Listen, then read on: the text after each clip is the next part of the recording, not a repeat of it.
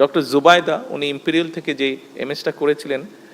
সেটা ওনার ছিল প্রিভেনশনের উপরে। তা আমি দেখতাম উনি যখন পড়তেন দেখতাম আমি বিষয়গুলো, এবং তখন থেকে আমার মাথায় ঢুকেছিল ব্যাপারটা যে কখনো যদি সুযোগ হয় আমরা এই দিকটাতে আমরা এই নজর দিব, এই দিকটাকে আমরা অ্যাড্রেস করব। একজন ডাক্তার বলেছেন ওনার বক্তব্যে যে 2 দিনে 800 রোগীকে আপনাদের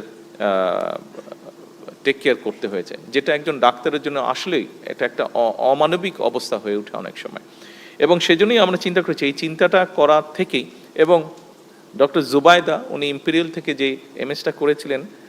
সেটা ওনার ছিল প্রিভেনশনের উপরে। তা আমি দেখতাম উনি যখন পড়তেন দেখতাম আমি বিষয়গুলো, এবং তখন থেকে আমার মাথায় ঢুকেছিল ব্যাপারটা যে কখনো যদি সুযোগ হয় আমরা এই দিকটাতে আমরা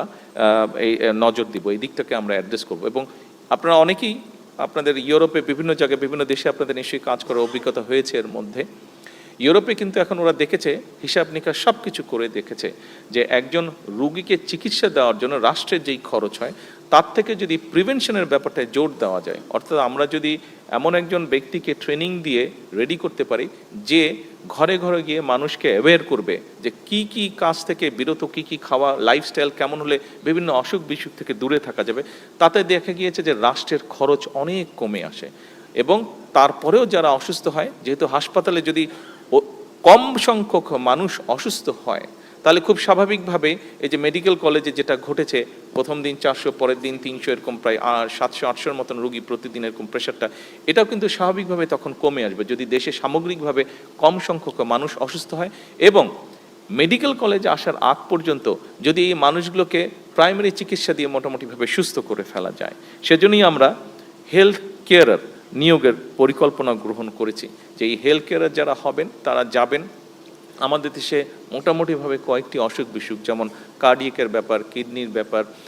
অসুখ, আপনার ডায়াবেটিকের বিষয়, অর্থাৎ এইগুলো কি কি লাইফস্টাইলটা কেমন হলে কি কি খাদ্যদ্রব্য পরিহার করলে কি কি খেলে এইগুলো থেকে রক্ষা পাওয়া যাবে, আমরা এই হেলথ কেয়ারার যারা আছে তাদেরকে আমরা এই বেসিক ট্রেনিংগুলো আমরা দিব। তারা গিয়ে ঘরে ঘরে গিয়ে নারীদেরকে যদি সচেতন করে, আমরা আশা করি আমরা আজকেও যদি কাজটা শুরু করি এটার আগামী 10 বছরের মধ্যে ইনশাল্লাহ এটার একটা এফেক্ট আমরা, ভালো এফেক্ট আমরা পাবো। এবং সেক্ষেত্রে আমাদের ডাক্তারদের উপর একসময় গিয়ে চাপ কমে আসবে, একসময় গিয়ে স্টেটের, রাষ্ট্রের খরচ, চিকিৎসা ক্ষেত্রে খরচ, সব কিছুর উপরে আমাদের চাপটা কমে আসবে। যারা অসুস্থ হবেন আমি ব্যক্তিগতভাবে আশা করি আমরা যদি মোটামুটিভাবে ইনশাল্লাহ এটাতে সাকসেসফুল হতে পারি তাহলে তারপরেও যারা অসুস্থ হবেন তাদেরকে আমরা অনেক বেটার ট্রিটমেন্ট আমরা তাদেরকে দিতে সক্ষম হব।